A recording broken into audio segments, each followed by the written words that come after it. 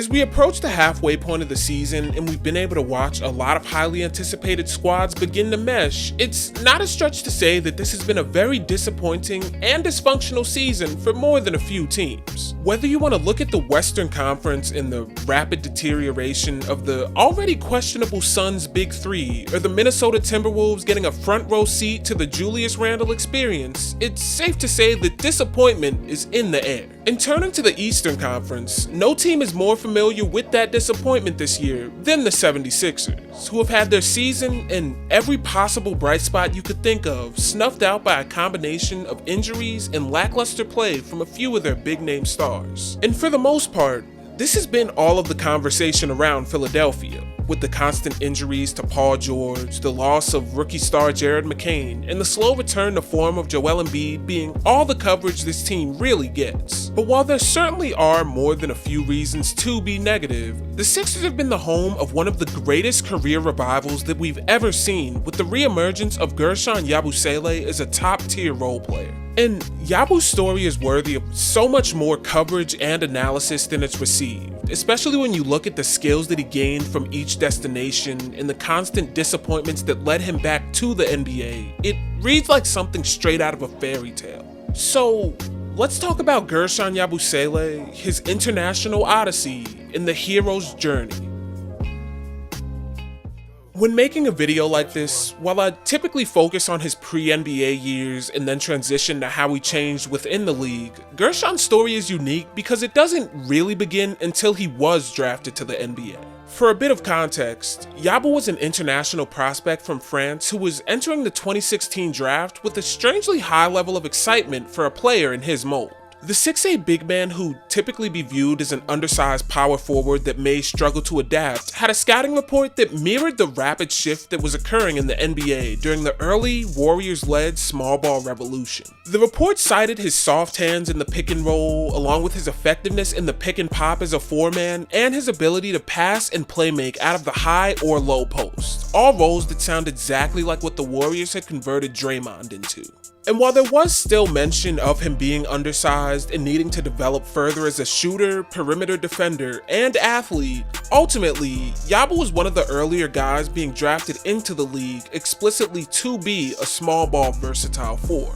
So, while it was a shock for the Celtics to draft him 16th, when it's put into context with where the game was about to go, it makes perfect sense. Unfortunately, his time with Boston would get off to a rocky start in Summer League, with him only averaging 8.2 points and 6 rebounds in 25 minutes, shooting 46% from the field, but a highly disappointing 12.5% from 3. And with an already stacked Celtics big man roster and multiple young players already in development with the team, Yabu chose to play the 2016-17 season with the Shanghai Sharks. And he played well, averaging 21.5 points and 9.5 rebounds on 54% shooting from the field and 38.8% shooting from 3 on 5 attempts a game. Numbers that become all the more impressive when you take into account that he was only allowed to play 3 quarters due to CBA rules limiting the amount of foreigners on the court, and the fact that typically in the CBA, foreign players are forced into more isolation on-ball creation, which served to push the limits of what Yabu was able to do with the ball in his hands. So with a solid season in China under his belt, along with 2 impressive games in the D-League, Guerschon joined the Celtics in the 2017 season as the 16th fully guaranteed player on a loaded roster of big man depth, leading him to start his career already teetering on the edge of the league with skepticism surrounding his ability to translate to NBA ball. And for the most part, fans didn't really receive an answer to their questions surrounding Yabu during his rookie year, as he only appeared in 33 games and averaged 2.4 points and 1.6 rebounds on 42.6% shooting from the field and 32.4% shooting from 3. And these numbers reflected both an inability to make it onto the court and his struggle to translate in the league, with most of his minutes coming this year in the D-League, where he played 14 games, averaging 20.3 points and 8 rebounds on 48% from the field and 36.4% from 3 while shooting 6 a game. But these numbers, while solid at a glance, didn't really move the needle for the Celtics, whose forward and 5-man rotation was filled to the brim with seasoned NBA vets. And this would really be the story of Yabu's first stint in the league, with the 2018-19 season mirroring his rookie year, except he was pushed further down the depth chart with the return of Gordon Hayward to play power forward minutes, essentially shutting the door on any chance of him developing on an NBA court. So at the end of the 2018-19 season,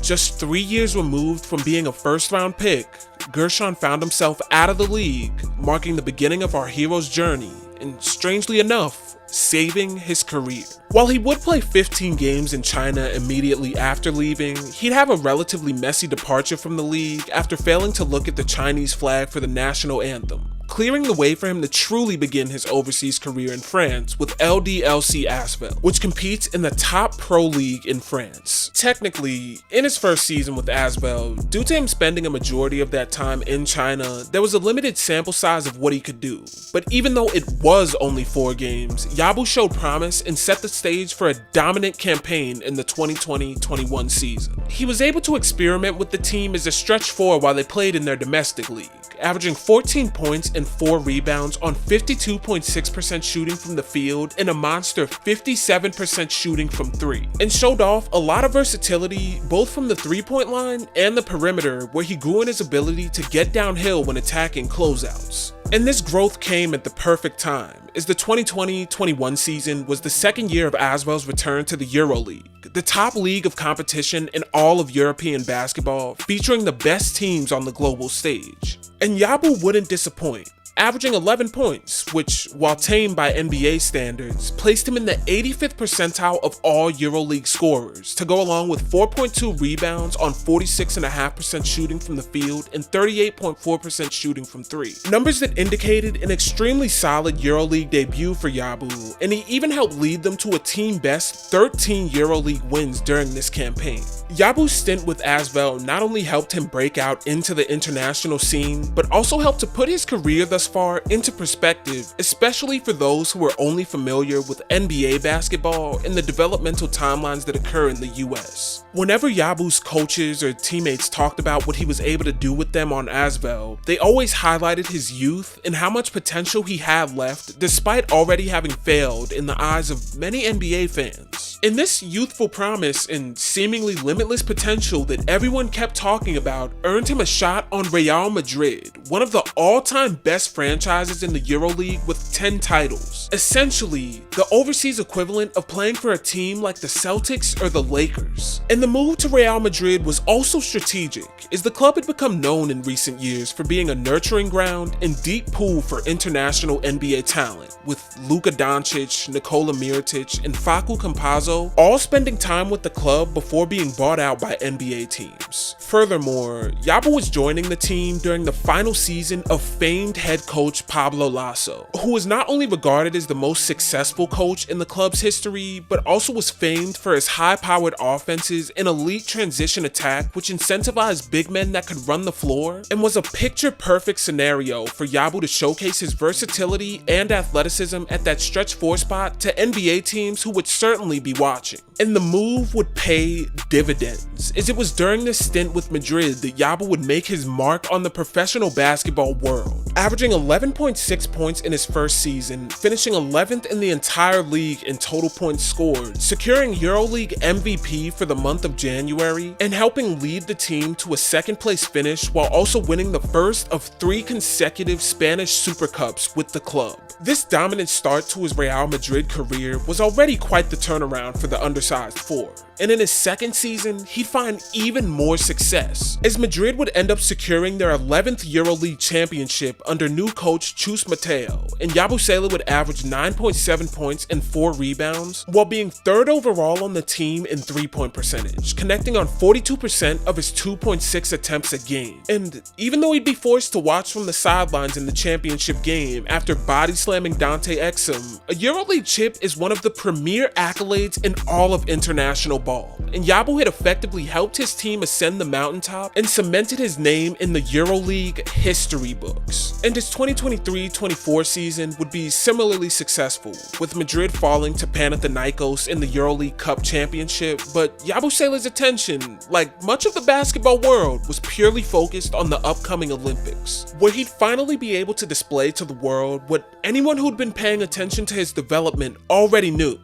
that he was deserving of a second shot in the league. And as we all now know, Yabu would do just that, capping off his dominant Olympic run with the highlight to end all highlights by dunking on LeBron in the championship game, lighting social media on fire and igniting the push for that second chance that he'd been waiting for. But while the abridged retelling of Yabu's journey back to the NBA made headlines for a few weeks in its immediate aftermath, what he's been doing on the court since his return is just as worthy of press, as he's been one of the only consistently available bright spots for the Sixers. Through January 6th, Yabu's been averaging 9.8 points and 5.3 rebounds on nearly 50% shooting from the field and 38.5% shooting from three on almost 4 attempts a game. And he's found himself in the upper echelon of big men three-point shooters, with his percentage placing him in the 68th percentile of all big men in the league, and he's in the 80th percentile for non-corner threes. But he's not just effective as a floor spacer, and his time under Lasso with Madrid has been paying dividends for him in transition, where he's in the 95th percentile of transition scorers this year, ranking 30th out of all players in the league at a 64.4% scoring frequency and scoring 1.4 points per possession, placing him at 18th in the NBA. And in a day and age where a combination of nationalism, spite, and competitive spirit has fueled this big push to constantly discuss which game is better and demean overseas or NBA basketball to push some sort of agenda, Yabu's story should serve to bridge the gap between the two games. When you watch him play and see how effective and impactful he is on the game in ways that sometimes don't even show up in the stat sheet, what you're seeing is the culmination of a global basketball experience. The floor-stretching on-ball versatility that he honed in China and with Asvel, the transition attack and tenacity that he honed with Madrid, and the growth and maturity that's come from having to fight for his next opportunity has created a star of a role player for the modern era. So often when these vets of the EuroLeague and international superstars come over to the NBA, we hear about them flaming out and retreating back overseas and view it as some sort of indictment on the competition level when that should be far from the case. Yabu has had almost a hero's journey in his basketball career, where his exit from the league kicked off a years-long mission filled with ups and downs and controversy that all has come full circle to give him a dominant return to the league, regardless of how quiet it's been kept. So for all the Sixers fans out there, even though your big three has been kinda predictably derailed by injuries, don't fret too much, because you guys are the home of basketball's newest hero. But with all that being said, that's gonna do it for this one. Hopefully you enjoyed, and hopefully I can catch you in the next one.